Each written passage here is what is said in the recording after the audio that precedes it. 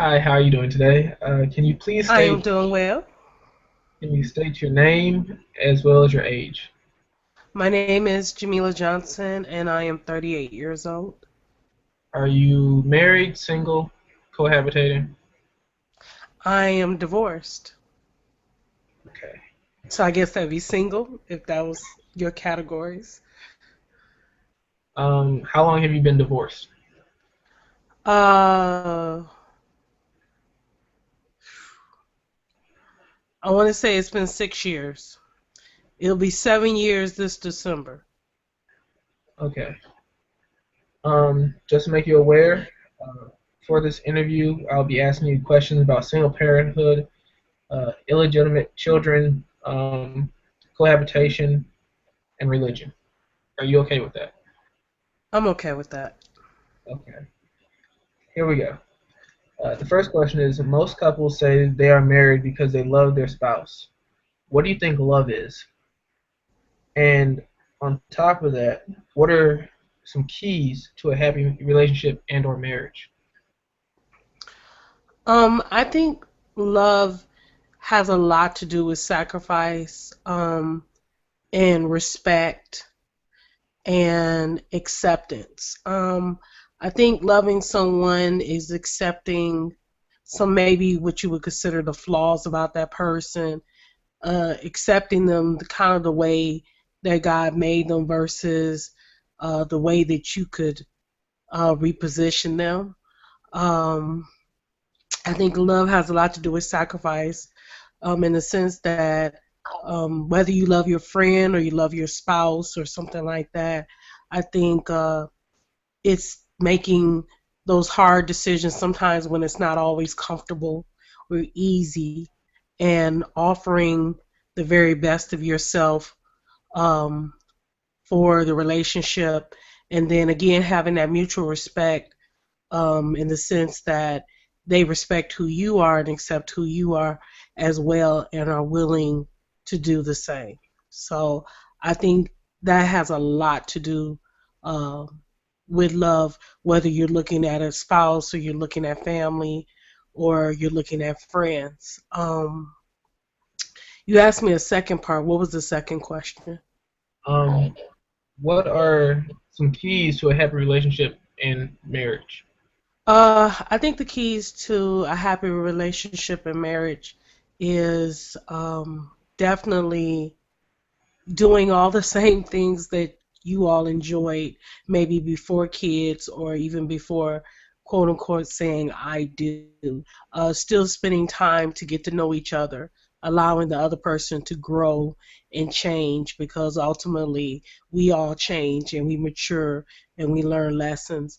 And I think the most important part is communicating and willing to hear the other person out. And when you argue or when you have a disagreement, do it in all fairness, in the sense that, um, you know, don't, there is no such thing as, I don't believe there's such thing as, I didn't mean to say that. I think that, like the Bible says, out of the hearts, the mouth speaks of abundance. So the things that you say in anger, you don't get to take those things back. So I think communication and understanding and respect and being fair at all times has a lot to do with it and giving each other space and room to grow. All right. The next question is: what do you think about cohabitation, single parenthood, and illegitimacy in American communities? For example, the problems of violence and teenage pregnancy are beginning to manifest themselves in a kind of nihilistic destruction in the ghetto that is reflective of lost hope, low self-esteem, and the breakdown of the family. What do you views on this? I think cohabitation, a lot of people say they cohabitate because they want to get to know the person before they get married to it. But I think it's just an illusion because it's something about when people say I do, all of it changes. It doesn't matter if you've lived together for the last 10 years or you've lived together for the last 3 years, it's something about the permanency and the commitment of saying I do that changes the whole demographics of the relationship. So I think people choose to cohabitate hoping to get to know somebody, but I don't think they realize that, again, once that commitment kicks in, it changes because up to that point, you can always walk away without as many legal obligations. As far as illegitimate children or children born outside of marriage, um, I think I think growing up is hard enough. Even within a family, growing up is hard enough with the relationship with two parents trying to find your identity and trying to find out who you are. I don't think legitimacy or illegitimacy, children being born out of marriage, I think just single parent households, period, puts an additional strain and mental anguish on many young men and women because the other parent is not there and they're looking to themselves trying to see what part of themselves comes from that other parent, and if the other parent is even not around at all, then then it leads to an internalized anger, low self-esteem. You think things, you might have thoughts like, man, I must not really be any good because my own daddy doesn't come around, or my daddy left us, so we must really be bad children, or my mom isn't here, she gave me up. I must have really been a loser. Even she gave me up. So when how do you combat those type of thoughts and issues when not only is the only parent there, maybe they're talking negatively about the other parent, but the other parent in their absence, there is no fighting back against those type of thoughts. So um, I just think that it just adds to the stress and the drama. um, I don't think necessarily it all has to do with marriage and the sanctity of marriage so much as the mental anguish of only one parent being there.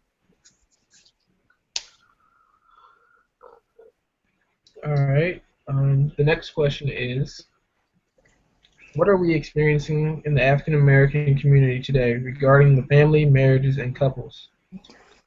Now, me and you are roughly 10, 12 years apart. Um, Compared to when you were growing up, how is this different than in today's society? State the question again. Okay. Um, in the African American community today, regarding the family, marriages, and couples, how is it different uh, than how is it different for the generation now and my generation compared to your generation when you were growing up? The only difference, which might be a significant, I think my generation had grandparents.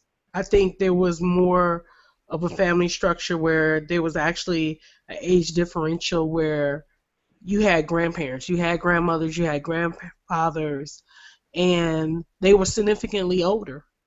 Whereas your generation, a lot of the grandparents were still working. They were still working age. So that experience or that time of spending with your grandparents and certain traditions of ethnicity and things being passed down from one generation to another did not get passed.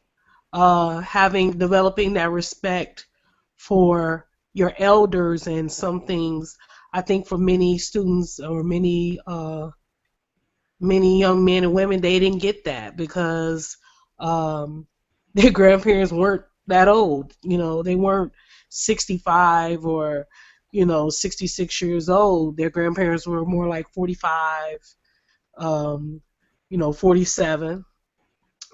So I think that plays a big part as far as the way the generations relate to each other and that experience and that wisdom. And so we call it common sense. I really believe that your generation does not have common sense. Common sense means there's a common value, a common system of values, and because that common system was not passed along, common sense cannot exist. That's the difference. All right. Um, Next question is, what are the causes or origins of these social problems? Are they largely moral problems as claimed by some critics, or are they because religious meaning no longer permeates the everyday life of the individual today? Say the first half of that again for me. Okay, I'll just repeat the whole question for you. That's okay? That'll be fine. What are the causes or origins of these social problems? Are they largely moral problems as claimed by some critics, or are they because religious meaning no longer permeates the everyday life of the individual? I think it's. I know you didn't ask me. You only gave me one or the other, but I think it's a little bit of both. Um, if you're looking at the black community, a lot of our morality comes from our religious beliefs. What we consider to be decent, moral, things of that nature. A lot of that had to do with you growing up in the church. And even those who did not even attend church on a regular basis, they still had a certain religious respect for those who did and the traditions of those faiths. I think that you do have the last two generations, my generation, your generation, that for a better lack of word, they weren't drug babies. And what are drug babies? Drug babies are babies that are drugged to church 5 days a week, all night, all day, on Sunday, 3 o'clock service, 4 o'clock service. And I think my generation and your generation did not have that. And so whether we wanted it or not, it was not instilled in us. And because those traditions were not instilled, I think there is a lack of morality, or at least a set of guidelines that we all operate by. And so without that, anything goes. And I think, like I said, it's a combination of both. All right. The next question is, though there are nevertheless obstacles that we face in America because of race, what can and should be done by us to solve some of the problems facing the nuclear family and marriage in our communities? Wow. It's a very broad question, so I mean, you can take it any way. You can break it down. I know it, but it is a broad question. There's so many different aspects of it. Um, I think you have a lot of programs. I'm still a firm believer of community. I still believe that it takes a village to raise a child, and I don't think there's enough programs to do so. But uh, if more programs could be created to help um, the parents understand how to raise their children. And when I say that, to say not to say that they're bad parents or they don't love their children, but there is a disconnect on parenting skills and the patience and things that are needed, I think, to demonstrate good parenting to the children. I think that because they're because our single rates are so high as far as single parent households, we have the highest percentage in the United States. That our young men, I'm one that firmly believes that a man can only raise a man. I'm not saying that women can't do a good job, but I truly believe that young men need that man influence because only a man knows what a man goes through, just like only a woman really knows what a woman goes through.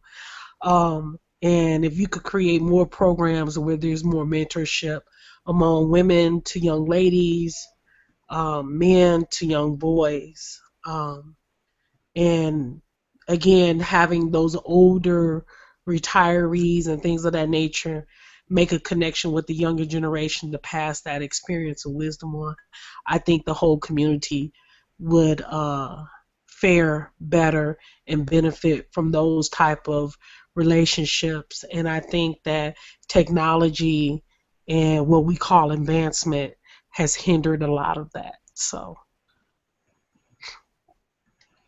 And the final question. According to Newsweek of March 3rd, 2003, from schools to jobs, black women are rising much faster than black men. What are the consequences of this development for the marriage market, relationships, and family in the African American communities? well, the consequence is of such. For so long, I mean, it depends on if you want to connect it back to slavery. It depends on if you want to look back at the last 3 generations or 4 generations, speaking in increments of 20 or 30 years. It creates the problem that, one, women do not feel that they can find a suitable mate. You have many women, I know quite a few professional women who will not date uh, a gentleman who is not on the same educational level, and truthfully, those numbers are lower. Um, and then, in addition to that, I think for so long, many of the African American men are challenged and held back in so many different areas that at times they feel inadequate uh, to date women of a certain education level.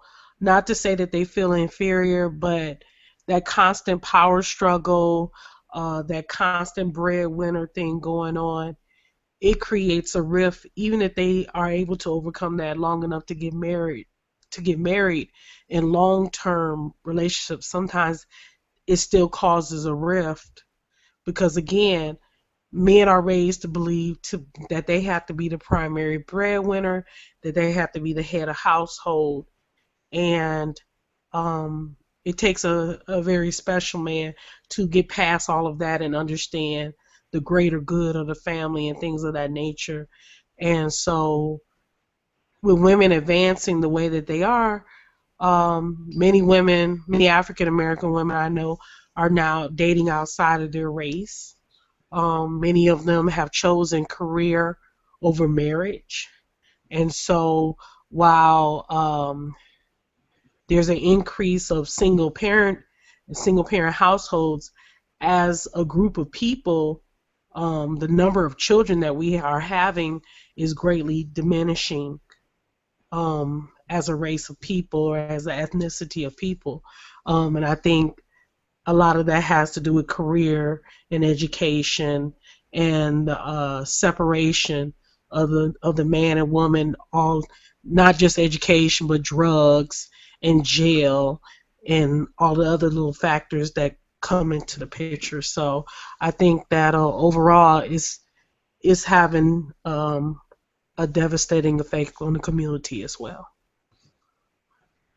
All right. That was the last question that I had to ask, but I do have another question. Based on the conversation that we've had just now, with you being a teacher at uh, Eastern Shores Maryland University, uh, do you see this on a daily basis? And if so, how bad is it, and what can be done to help the future and upcoming generation that's currently going to college? The greatest thing that I do see that among the males and the females, but the greatest thing that I see that uh, perpetuates the issues of what's going on is that for whatever reason, there's an identity crisis. There's an identity crisis that I've identified because I not only teach the college students, like this summer I teach high school students. Sometimes in the summertime I teach middle school students. And there's an identity crisis. Not only do the children not know the history of their families. They do not know who they are.